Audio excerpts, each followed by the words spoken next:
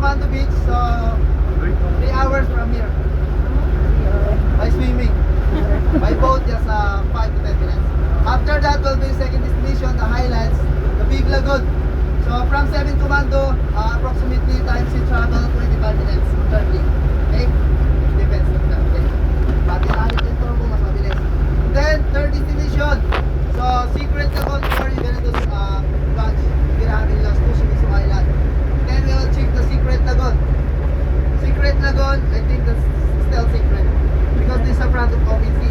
So, it's so heavy outside the front of OPC. So, we have a possible to bump your head the rocks. Okay, so for safety, skip natin siya. Okay lang ba? Dito skip. Then, we have a replacement snorkeling. It's Ambila Beach. Okay, so 5 destination or 4 destination today. Make sure to know. Okay, but we need to divide your hour time to recover to all the stuff. So, you just stay like 35 to 40 minutes every destination. Except the highlights, the Big Lagoon and lunch area. Alright? It's clear, everyone? Yeah. Ready? Alright.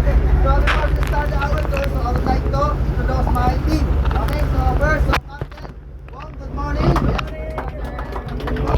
And also, your lifeline, safeguard point, your husband.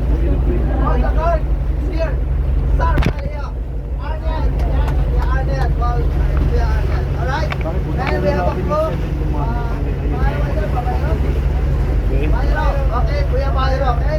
Your Arnett, Kuya Bayro, and your partner, your guide, Kuya Rian. Okay, good morning. Kuya Rian. Also, Kuya Paul. Okay, Kuya Paul. So my name is Kuya Randy. Okay? Randy. Randy, that's my name. Okay?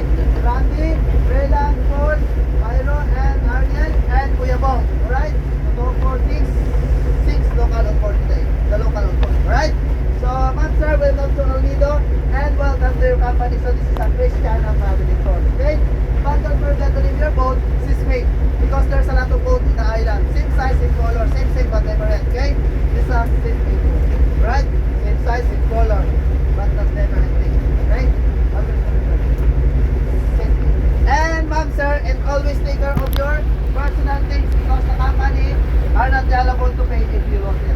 So every destination before you leave, so double check all your things, okay? Check all your things. And for non-swimmer, always wear your life vest for safety, okay? So raise your hands for non-swimmer. Para alam namin, sino ano, be honest.